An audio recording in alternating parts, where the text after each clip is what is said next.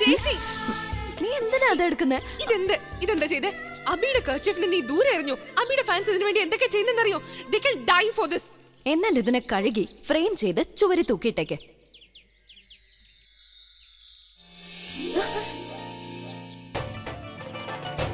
ചേച്ചി നീണ്ടല്ലോ, ശരിക്കും നല്ലൊരു ഐഡിയ തന്നെ.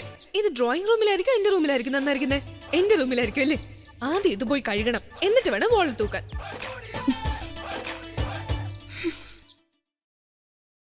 എവിടെ പോവാ രച്ചു? ഏട്ടത്തി, അത് ആകാശിന്റെ ഫോൺ വന്നിട്ടുണ്ടായിരുന്നു. അവൻ എന്നെ കാണാൻ വേണ്ടി വിളിച്ചത്.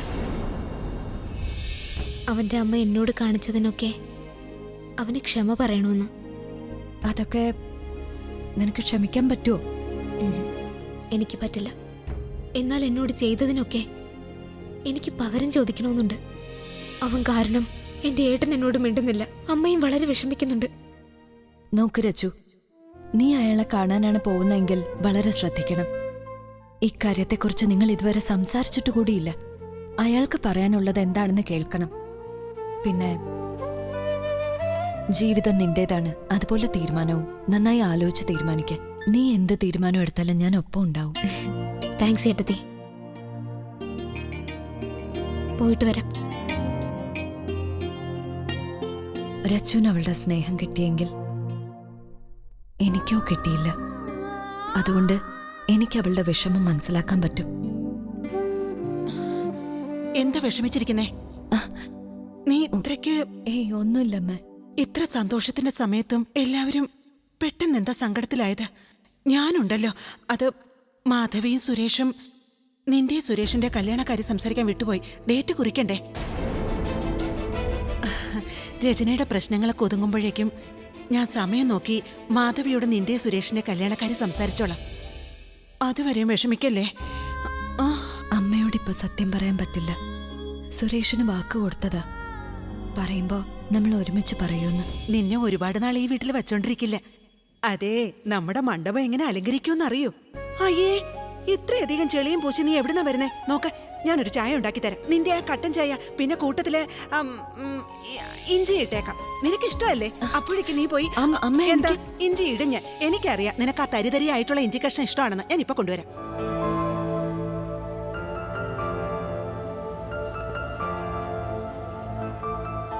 എവിടെ പോവാണ് മാഡം? ബൈക്കുണ്ട് ഞങ്ങളുടെ കയ്യിൽ. എവിടെയാണെന്ന് പറഞ്ഞാ കൊണ്ടാക്കാം. ലക്ഷണം കണ്ടിട്ട് ഒരിടത്തും കൊണ്ടുപോണ്ടെന്നാ തോന്നുന്നത്.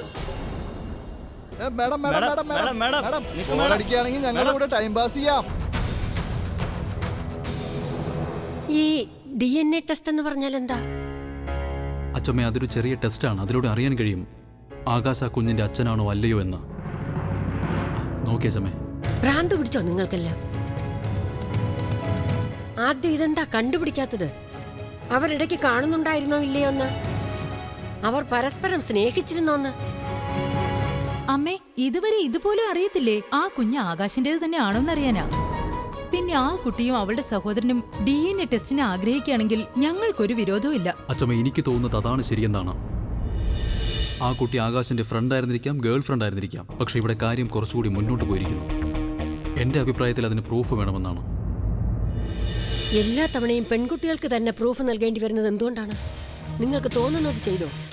പക്ഷെ ഒരു കാര്യം ഞാൻ പറഞ്ഞേക്കാം. അഥവാ ഈ കുഞ്ഞ് സത്യത്തിൽ ആകാശിൻ്റെതാണെങ്കിൽ ഈ വീട്ടിൽ ആ പെൺകുട്ടിയെ വധുവായി വരത്തുള്ളൂ. DNA ടെസ്റ്റിനു വേണ്ടി ആകാശം വരേണ്ടി വരും. ആകാശിന്റെ സാമ്പിൾസിന്റെയും ആവശ്യം വരും. അതുകൊണ്ട് ഞാൻ ഇയാളെ കൊണ്ടുപോകുന്നു. വരൂ.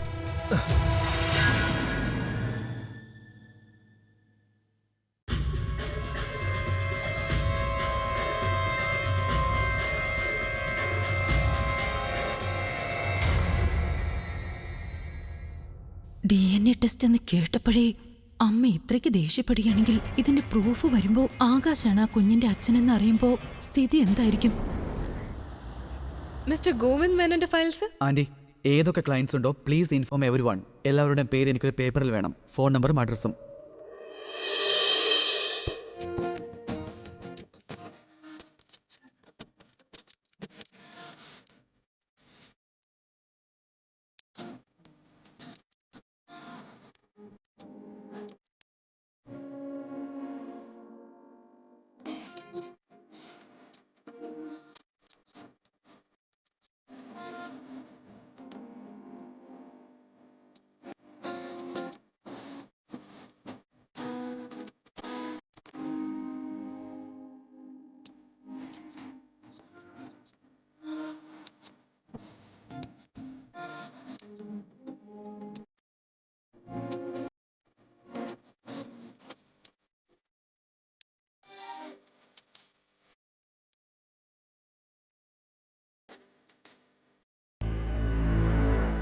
പ്രിയ, വേദന എങ്ങനെയുണ്ട്?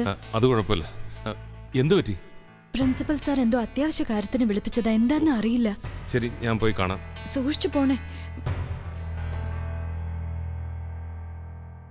May I come in, sir? വരൂ mister Suresh. Good evening, sir. Good evening, sir. Sir, Suresh വരൂ, ഇരിക്കൂ. Thank you, sir.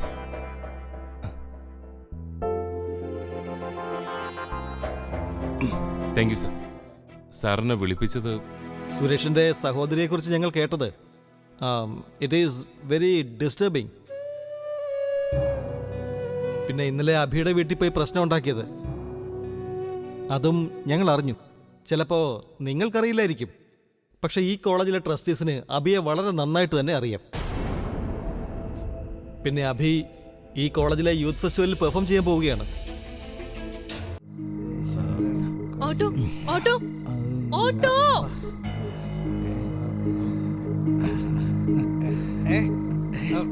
അവിടെ നീക്കി, അവിടെ നീക്കി.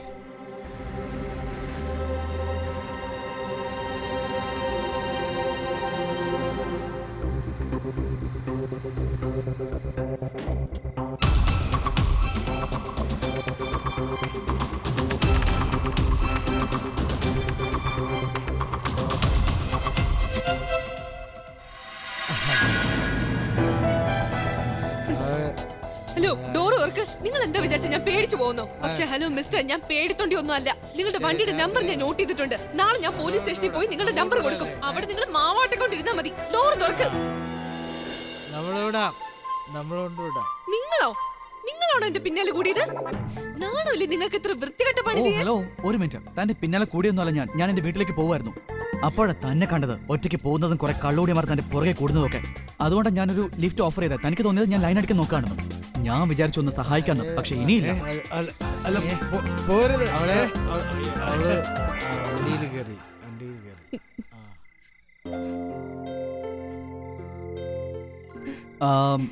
ഈ സീറ്റ് എന്റെ ഷോർട്ട് ടേം ഗേൾഫ്രണ്ടിന് വേണ്ടി റിസർവ്ഡ് ആയിരിക്കും.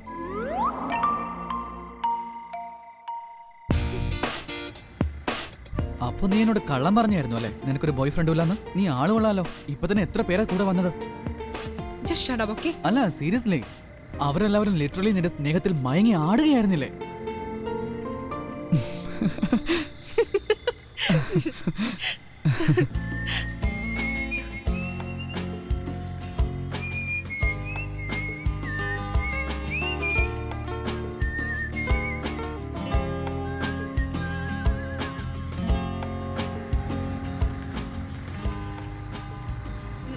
മതി മതി, ഇവിടെ നിർത്തിയാ മതി.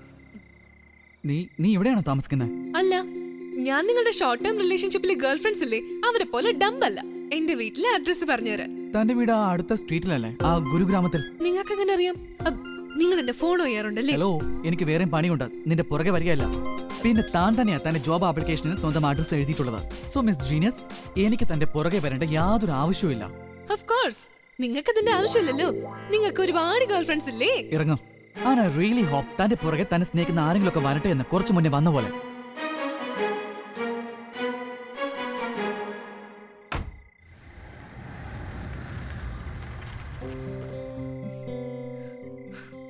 എന്റെ ബോയ് ഫ്രണ്ട് ഉണ്ടല്ലോ, ശരിക്കും ഇയാളെ പോലെ ആയിരിക്കണം. ഇത്തിരി കെയറിങ്, ഫൺ ലവിങ്, ഒത്തിരി ചിരിപ്പിക്കുന്നയാളും.